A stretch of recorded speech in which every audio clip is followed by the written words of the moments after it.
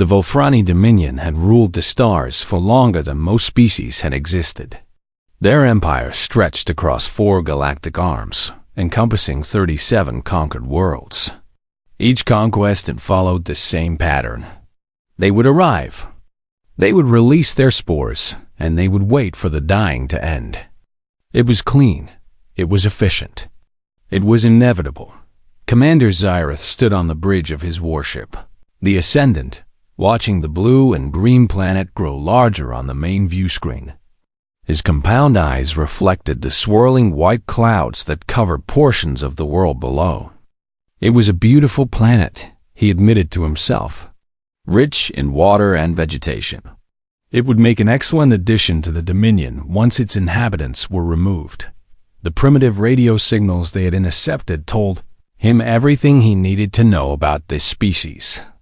They called themselves humans. They had only recently discovered nuclear fission.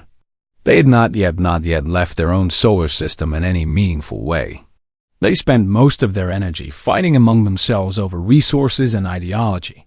They were, in short, perfect targets. Xyrith turned to his second-in-command, a younger Velthrani named Keth, who had proven himself capable during the subjugation of the Morath homeworld. Keth's mandibles clicked with anticipation as he reviewed the tactical data flowing across his console. "The atmosphere is compatible with our spores," Keth reported. "Carbon-based life forms, standard biological processes. I see nothing in their physiology that would present any complications." Xyrith made a sound of agreement. He had heard similar reports 37 times before. The spores had never failed. They were engineered to bond with neural tissue in any carbon-based organism, causing a cascade of cellular destruction that resulted in death within hours. No species had ever developed immunity. No species had ever survived. "Begin deployment," Xyrith commanded. The Ascendant moved into position over the largest population centers on the planet. Deployment pods dropped from the ship's underbelly, entering the atmosphere and releasing their contents high above the clouds. The spores were microscopic, invisible to the naked eye, but there were trillions of them. They would spread across the entire planet within days, carried by wind currents and weather patterns. Xyrith settled into his command chair and prepared to wait. Based on the size of the population, he estimated that the dying would be complete within 3 weeks. After that, his ground forces would descend to eliminate any survivors and prepare the world for Velthrani colonization. It was routine. It was boring. It was the way things had always been done. 3 weeks passed. Xyrith received daily reports from the sensor arrays monitoring the planet's surface. At first, the reports confused him. Then they alarmed him. Finally, they filled him with an emotion his species had not experienced in generations. Fear.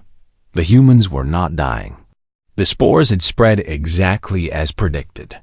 They had entered the respiratory systems of billions of humans across the planet. The biological bonding process had occurred exactly as designed, but instead of dying, the humans were sneezing. Xyrith read the reports again and again, certain there must be some error. Medical facilities across the planet were reporting increased cases of respiratory illness. Humans were experiencing fevers, coughing, and general discomfort. Their news? Broadcasts were filled with discussions about what they called an unusually bad flu season. A flu season. They thought they had a flu. Keth approached the command chair with another report, his movements hesitant in a way Xyrith had never seen before. "Commander, I have analyzed the human immune response. It appears their species has evolved in an environment filled with biological threats. Their immune systems are remarkably aggressive." "Explain," Xyrith demanded. "The spores are being attacked by their white blood cells. Their bodies are treating our weapon as nothing more than a common infection. Some humans are recovering within days. Others show no symptoms at all." Xyrith stared at the planet below. In all the history of the Velthrani Dominion, this had never happened. The spores were supposed to be unstoppable. They were supposed to be the perfect weapon. What kind of world produces such creatures? He asked, though he did not expect an answer. Kath had been researching that very question. Their planet is extremely hostile, Commander. They evolved alongside countless predators, parasites, and diseases. They have survived ice ages, volcanic extinctions, and plagues that killed significant portions of their population. Their bodies have been fighting biological threats for millions of years. Xerath processed this information. It changed nothing, he told himself. The spores had merely softened the target. Ground forces would complete the conquest. It would simply take longer than expected. Prepare the invasion fleet, he ordered. We will take this world the old-fashioned way. The deployment began 2 days later. Thousands of Velthrani warriors descended on the planet in their black pods, landing outside major population centers. They expected to find a weakened species, still recovering from the spore attack. They expected minimal resistance. They found neither. The first wave landed outside a human city called New Denver. The Velthrani emerged from their pods in perfect formation, energy weapons charged and ready. They marched toward the city in columns, their black armor gleaming in the sunlight. The humans were waiting for them. Xerath watched the battle unfold through sensor feeds transmitted from ground units. He saw his warriors advance. He saw them fall. He saw humans small and fragile compared to his soldiers, charging into energy fire with projectile weapons and explosives. He saw them die by the hundreds, but keep coming. The battle lasted 6 hours. When it ended, 3,000 Velthrani soldiers lay dead on the field. The humans had lost twice that number, but they had not retreated. They had not surrendered. They had fought for every inch of ground with a ferocity that defied comprehension. Xerath watched a recording of a human soldier charging a Velthrani position with nothing but a knife. He watched a human medic running through enemy fire to drag wounded comrades to safety. He watched humans throw themselves on explosive devices to shield their fellow soldiers. What are these creatures? Kath whispered beside him. Xerath had no answer. He had conquered 37 species. All of them had been reasonable. All of them had recognized when they were beaten. All of them had eventually surrendered to the inevitable. These humans did not seem to understand the concept of inevitable. But Xerath was not ready to abandon the conquest. The Velthrani had one more weapon, one they had not needed to use in centuries. A weapon designed for exactly this situation, for species that refused to accept their fate. Deploy the Sketh, he commanded. Keth's compound eyes widened. Commander, are you certain? The Sketh are difficult to control. Once released, they will hunt until nothing remains. Then there will be nothing remaining, Xerath replied coldly. These humans wish to fight? Let them fight the Sketh. Let us see how brave they are when they face our true predators. The order was sent. Deep in the bowels of the Ascendant, cages began to open. The Sketh were coming, and humanity had no idea what was about to be unleashed upon them. The auction hall on Velok Station smelled like fear and desperation. Thousands of beings from across the galaxy packed themselves into the massive chamber, their bodies pressing against each other as they waited for the next piece of merchandise to appear on stage. The ceiling stretched high above them, covered in rust and old stains that nobody wanted to think about too deeply. Danny Brooks stood near the back of the crowd, trying to make himself small. He was human, which meant he was already smaller than most of the aliens around him. A Vorthan merchant to his left stood nearly 8 feet tall, its blue scales gleaming under the harsh lights. A group of Celian traders whispered to each other nearby, their forearms gesturing wildly as they discussed potential purchases. Danny had come to Velok Station to sell salvage from an old wreck he had found drifting near the outer rim. He had not planned to attend the auction, but something had pulled him here, a feeling in his gut that he could not explain. His grandmother used to call it intuition. His former crew members called it stupidity. The auctioneer climbed onto the stage. He was a Celian, fat and wealthy, with golden rings on all four of his arms. His voice boomed through the speakers mounted on the walls. Ladies and gentlemen and beings of all classifications, we come now to our final lot of the evening. A very special item. A rare treasure that has never before been offered at auction. The crowd leaned forward with interest. Two guards dragged a figure onto the stage. She was tall, nearly 7 feet, with crimson skin that seemed to glow under the lights. Her body was covered in ritual scars that formed patterns Danny did not recognize. Her golden eyes burned with a rage so intense that several buyers in the front row took a step backward. Her wrists were locked in graviton shackles, the kind designed to restrain starship engines. Her ankles wore similar bindings. Thick chains connected all of them together, limiting her movement to a slow shuffle. Despite all of this, she held her head high. She looked at the crowd not with fear or shame, but with pure contempt. Danny felt his breath catch in his throat. Kira Valstrom, the auctioneer announced, his voice trembling slightly. Princess of the Drakarth Dominion. Daughter of Warlord Emperor Roth Valstrom himself. Captured during a failed diplomatic mission 3 months ago. A gasp rippled through the crowd. The Drakareth were feared throughout the galaxy. They were a warrior species, conquerors who had crushed dozens of civilizations beneath their boots. Their berserker rage was legendary. When a Drakareth warrior entered battle frenzy, they became nearly impossible to stop. They could tear through metal with their bare claws. They could shrug off wounds that would kill any other species. And this was not just any Drakareth. This was royalty. The bidding will start at 50,000 galactic credits, the auctioneer said. Silence. The auctioneer cleared his throat nervously. 50,000 credits for a Drakareth princess. A collector's dream. Imagine the prestige. Still nothing. The crowd shifted uncomfortably. Danny watched as buyers who had been eager moments ago suddenly found interesting things to look at on the floor. 40,000 credits. Then, silence. 30,000. Nothing. The auctioneer was sweating now. His confident smile had faded into something closer to panic. 20,000 credits. Surely someone will bid 20,000 credits. A Vorthan merchant raised his hand halfway, then lowered it when Kira turned her golden eyes toward him.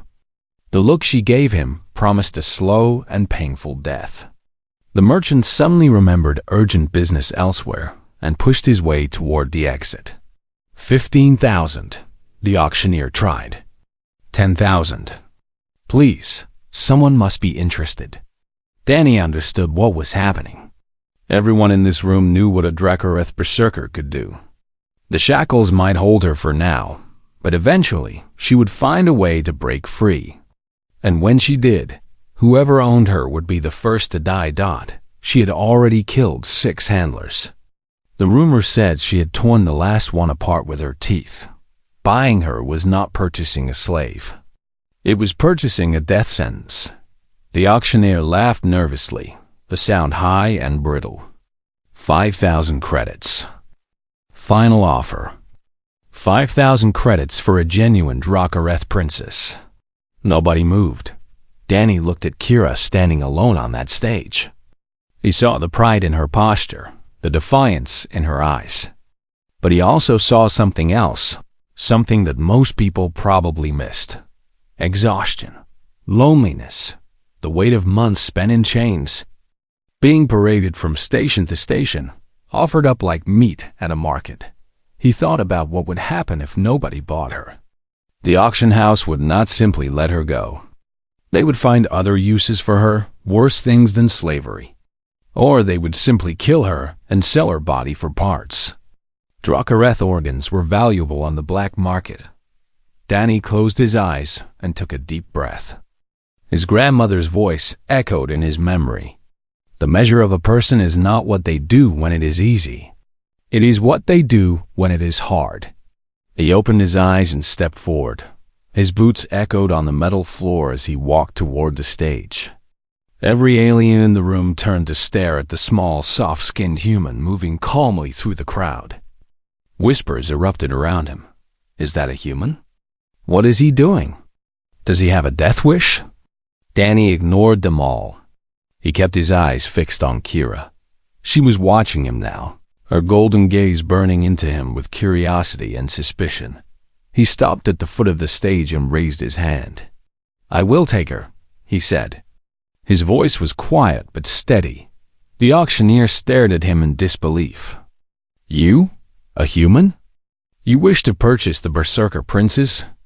That is what I said. Do you understand what she is? What she can do? Danny nodded. I understand.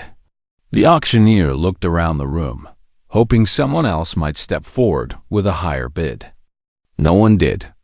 The other buyers were watching Danny with expressions that ranged from pity to amusement. Most of them were probably already calculating how long he would survive. Sold, the auctioneer finally said, his voice filled with relief. Sold to the human for 5,000 galactic credits. Danny paid with his salvage money, the credits he had been saving for engine repairs. The guards handed him a control device for the shackles and a stack of ownership documents. Kira stood motionless as Danny approached her. Her claws flexed slightly, testing the strength of her bindings. Up close, she was even more terrifying. The scars on her skin told stories of countless battles. Her muscles coiled beneath her crimson flesh like springs waiting to release. Come with me, Danny said simply. He turned and walked toward the exit, not looking back to see if she followed. After a moment of hesitation, Kira shuffled after him. The crowd parted before them like water, everyone eager to get out of the Berserker Princess's path. As they left the auction hall, Danny could feel her eyes on his back. He knew she was measuring him, calculating how quickly she could kill him once the shackles came off. He kept walking anyway. Dr. Kate Sullivan had not slept in 3 days. Her eyes burned from staring at screens and microscopes. Her hands trembled from too much coffee and not enough food. But she could not stop.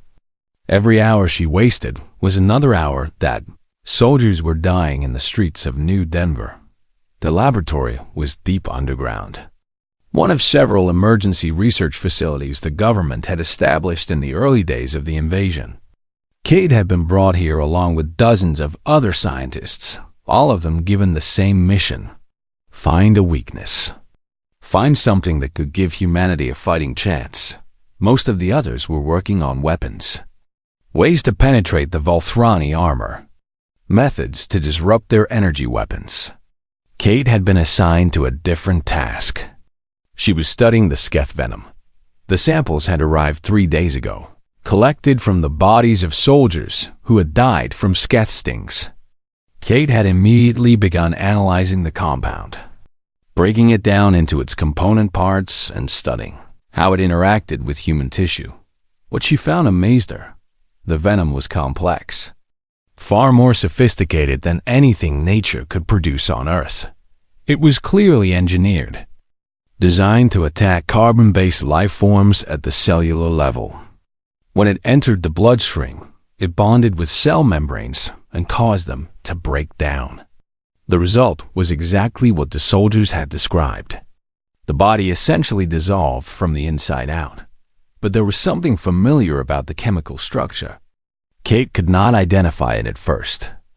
It nagged at her as she worked, a connection her tired brain refused to make. On the second day, she finally realized what she was seeing. The primary active compound in the Sketh venom was remarkably similar to capsaicin. Capsaicin was the chemical that made chili peppers hot. Humans had been consuming it for thousands of years.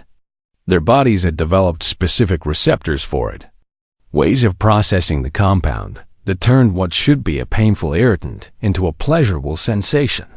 The venom also contained proteins that resembled snake venom. Not identical, but similar enough that Kate could recognize the structure. Earth had dozens of venomous snake species. Humans had been developing antivenoms for centuries. Their immune systems had evolved alongside these threats. Kate sat back in her chair and stared at the data on her screen. The implications were staggering.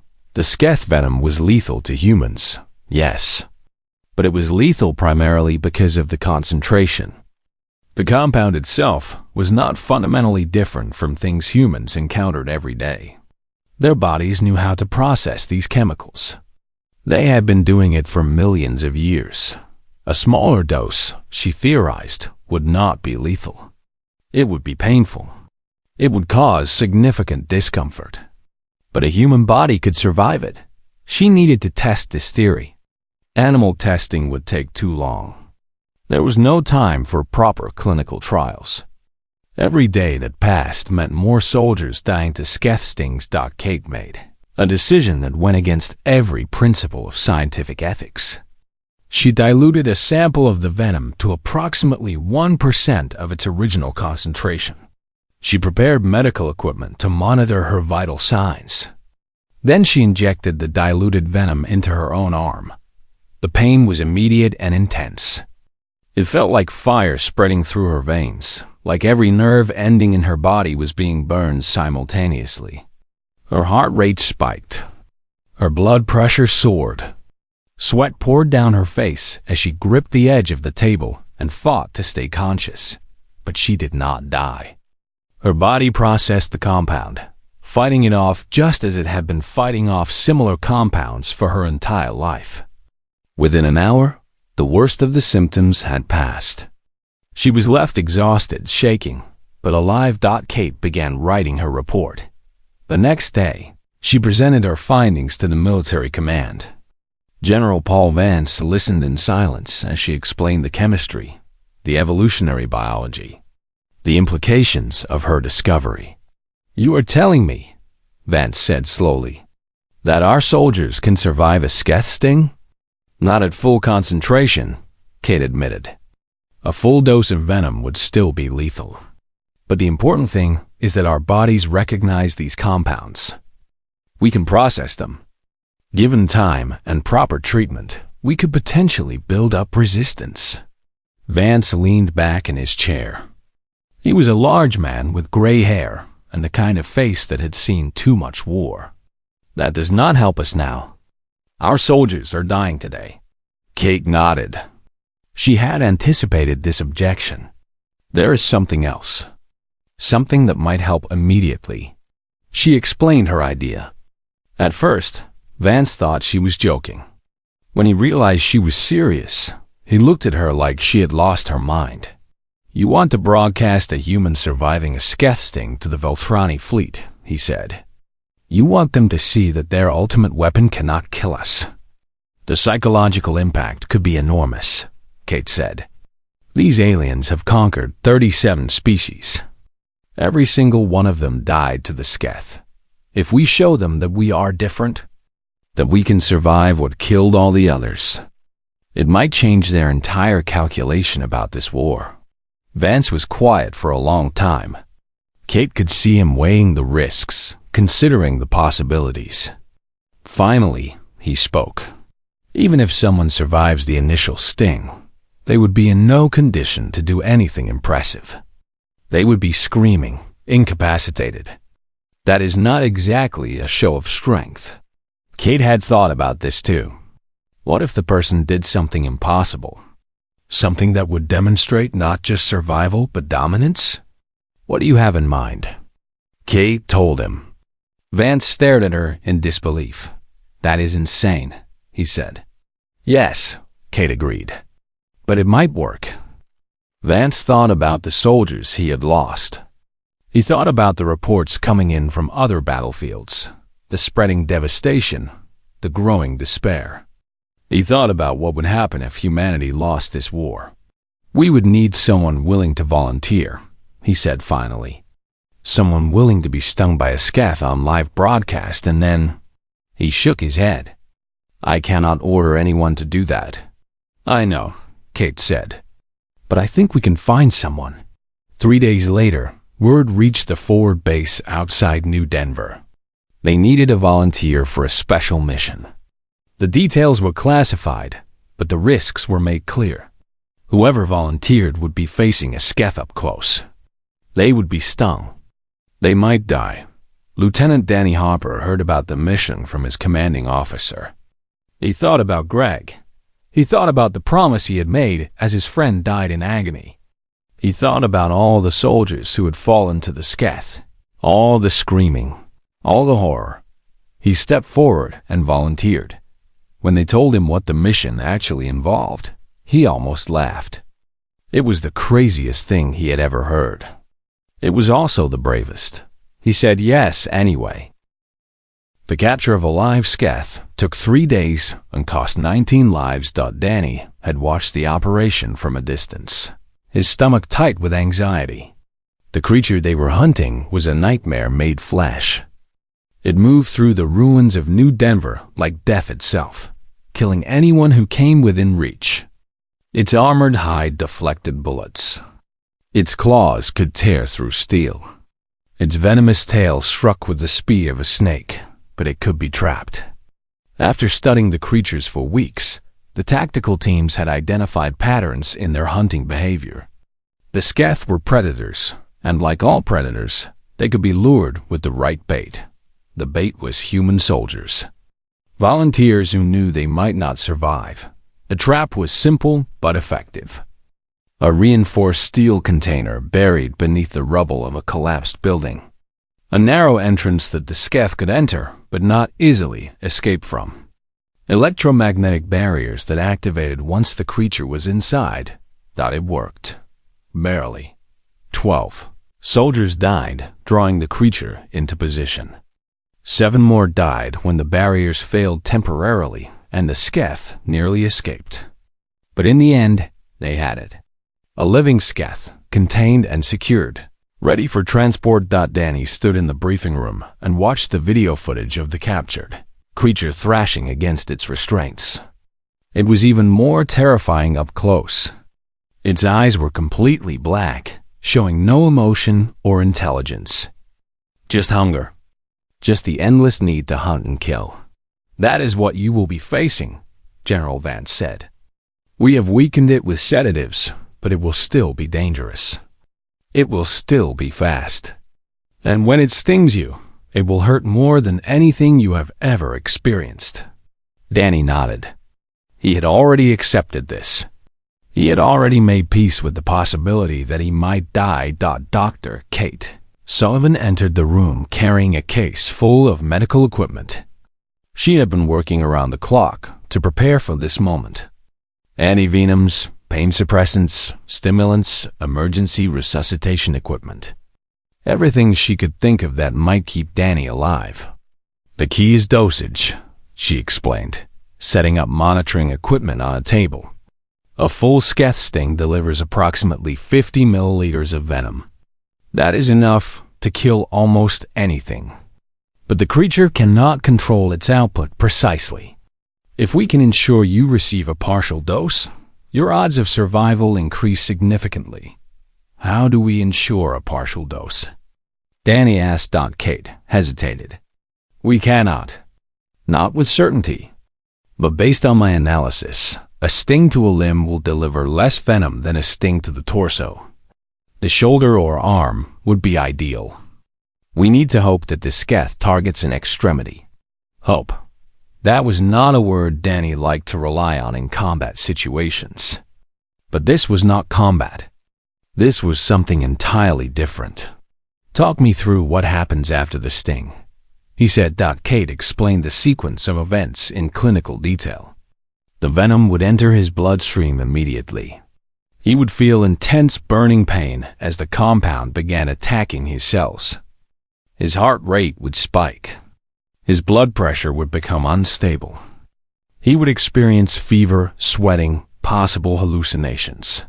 "Your body will fight it," she said. "Your immune system will recognize the compounds and attempt to neutralize them. The antivenoms I have prepared will help, but there is no guarantee. You need to understand that. Danny understood. He understood that he might die screaming like Greg had. He understood that this might all be for nothing. But he also understood what it would mean if it worked. The Velthrani believed their Sketh were invincible. They believed no species could survive what these creatures delivered. If Danny could prove them wrong, if he could show them that humans were different, it might change everything. The broadcast was scheduled for the following morning. Human technicians had spent days analyzing Velthrani communication frequencies.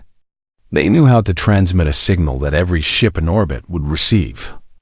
Every Velthrani commander, every soldier, every crew member would see what happened. Danny spent the night before the broadcast alone in his quarters.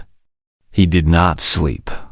He wrote letters to his family, to the friends he had left behind. He thought about his life, the choices he had made, the roads he had traveled to reach this moment. He thought about Greg, about the promise he had made. Kill every last one of them. Maybe this was a way to keep that promise. Not with bullets or bombs, but with something more powerful. Fear.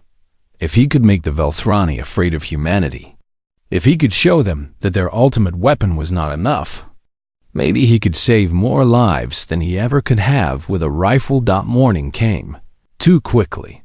The warehouse where the broadcast would take place was empty except for the equipment.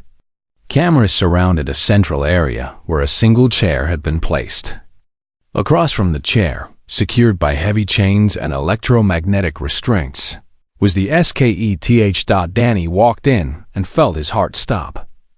The creature was even more terrifying in person than it had been on video. It was huge, towering over him even while restrained. Its black eyes tracked his movement with predatory focus. Its tail swayed slowly, the venomous stinger glistening under the lights. Kate was there, along with a team of medical personnel standing by with emergency equipment. She approached Danny with a final injection. "This will help manage the pain," she said. "It will not eliminate it. Nothing can do that. But it should keep you conscious enough to complete the mission." Danny rolled up his sleeve and let her administer the injection.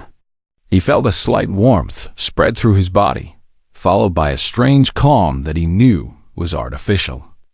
"The cameras are ready," one of the technicians reported. "We have confirmed connection to the Velthrani communication network. They will see everything." General Vance stood at the edge of the room, his face grim. "This is your last chance to back out, Lieutenant. No one would blame you." Danny shook his head. "Start the broadcast." The lights changed as the cameras activated. Somewhere in orbit, Velthrani commanders were now watching their screens. They were seeing a human sitting calmly in a chair, facing one of their most terrifying weapons. Danny looked directly into the nearest camera. He wanted them to see his face. He wanted them to see that there was no fear in his eyes. "My name is Lieutenant Danny Harper," he said, his voice steady. "I am a soldier of Earth. You sent these creatures to kill us.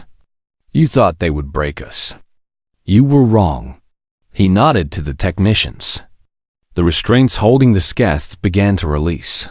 The creature surged forward, breaking free of the chains with terrifying strength. It covered the distance between them in less than a second. Danny did not run. He did not flinch. He sat in his chair and watched death come for him. The Sketh's tail struck. The stinger punched through Danny's shoulder like a hot knife through butter. For a moment, there was nothing. Just the pressure of the impact, the sight of the barbed tip buried in his flesh. Then the pain came. It was unlike anything Danny had ever experienced. It was not like being shot or burned or cut. It was like his entire body was being torn apart from the inside. Every nerve screamed. Every muscle convulsed. His vision went white, then red, then black at the edges. He heard himself screaming. The sound seemed to come from very far away, as if someone else was making it. His body jerked and twisted in the chair. His hands gripped the armrest so hard that his knuckles turned white. The Sketh withdrew its stinger and stepped back. It had delivered its venom. Now it would wait for its prey to die in orbit. Commander Zareth watched the broadcast with grim satisfaction. This was what always happened. This was what had happened to every species that had faced the Sketh. The human would die screaming. Just like all the others, the Danny did not die. The pain continued. Wave after wave of agony that seemed to have no end. Danny felt his body fighting, felt his immune system launching a desperate counterattack against the foreign compound. The antivenoms were working, neutralizing some of the venom before it could cause permanent damage. It was not enough to stop the pain, but it was enough to keep him alive. Minutes passed. Danny lost track of how many. His entire world had narrowed to the simple act of survival. Breathe. Endure. Do not die. Then, slowly, something changed. The pain began to recede. Not completely, not even close, but enough that Danny could think again. Enough that he could remember why he was here. He opened his eyes. The Sketh was still standing in front of him, watching with those empty black eyes. It did not understand why its prey was not dead. It had never encountered anything like this before. Danny forced himself to stand. His legs trembled. His wounded shoulder screamed in protest. Blood soaked through his shirt and dripped onto the floor. But he stood in orbit. Zareth leaned forward in his command chair. What was happening? No species survived the Sketh venom. It was impossible. Danny took a step forward. Then another. The Sketh backed away, confused by prey that refused to behave like prey. Security personnel moved in with stun weapons and electromagnetic nets. They subdued the creature quickly, efficiently. It was still dangerous, but Danny had done what he needed to do. He had survived. Now came the second part of the mission. A table had been set up at the edge of the broadcast area. On it was a plate and utensils. On the plate was meat. Not just any meat. Sketh meat, harvested from a creature killed in battle and prepared by military cooks, who had volunteered for the strangest assignment of their careers. Danny walked to the table. Every step was agony. His body begged him to collapse, to let the medical team take over, to surrender to the pain that still burned through his veins. He ignored it. He sat down at the table and picked up a fork. His hands were shaking so badly that he could barely hold it. Sweat poured down his face. His vision kept trying to blur and fade, but he cut a piece of the Sketh meat. He raised it to his mouth. He chewed. He swallowed. The warehouse was silent. The cameras kept rolling, transmitting everything to the Velthrani fleet in orbit. Danny looked up, directly into the camera. Directly at Zareth. Directly at every alien who had believed humanity would be easy prey. He took another bite. On the bridge of the Ascendant, Zareth felt something break inside him. It was not anger or frustration. It was something deeper, something more fundamental. It was the death of certainty. The Velthrani had conquered 37 species across 4 galactic arms. Every single one of those species had been reasonable. They had recognized superior force when they saw it. They had surrendered when resistance became futile. These humans were not reasonable. They had survived biological weapons that should have killed them. They had fought ground battles against superior enemies with primitive projectile weapons. They had captured a Sketh, one of the most dangerous predators in the galaxy. And now one of them was sitting in a chair. Venom still burning through his system, eating the flesh of the creature that had just tried to kill him. Zareth looked around his bridge. He saw fear in the eyes of his crew. Not fear of the humans, exactly. Fear of what the humans represented. Fear of facing an enemy that simply would not stop. "Commander," Kef said quietly, "what are your orders?" Zareth did not answer immediately. He watched the human on the screen take another bite, then another. The creature was clearly in agony. It was clearly close to collapse. But it kept eating, kept staring into the camera with those strange soft eyes that somehow looked harder than any armor. The Velthrani had a word for this. A concept from their ancient past, before they had become conquerors. It translated roughly as the enemy who cannot be defeated because they do not know how to lose. They had not encountered such an enemy in millennia. They had assumed such enemies no longer existed. They were wrong. Transmit a message to Earth, Xyrus said finally. Propose a ceasefire. Begin negotiations for full withdrawal. Kef stared at him. Commander, we cannot simply abandon a conquest. The Dominion will never accept this. The Dominion is not here, Xyrith replied. I am here, and I am telling you that we cannot win this war. Not against them. Not against creatures who eat their enemies while dying. He turned away from the screen, away from the image of Danny Harper finishing his meal. We are leaving, today. The ceasefire was transmitted within the hour. Full withdrawal began 3 days later. The Velthrani Dominion never returned to Earth. Danny Harper survived the broadcast, though he spent 3 weeks in recovery. The scar on his shoulder never fully healed. He said he preferred it that way.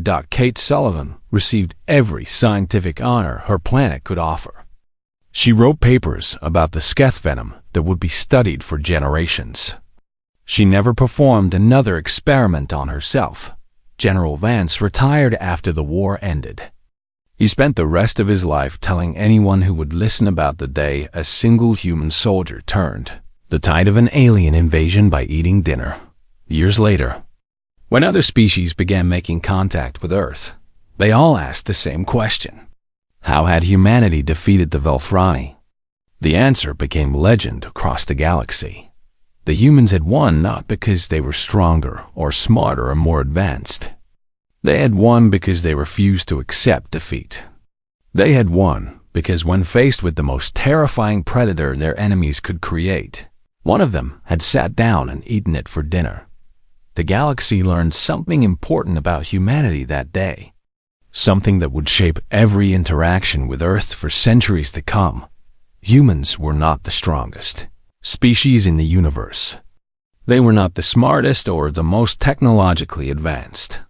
But they were, without any doubt, the most stubborn creatures the universe had ever produced. And they would eat absolutely anything.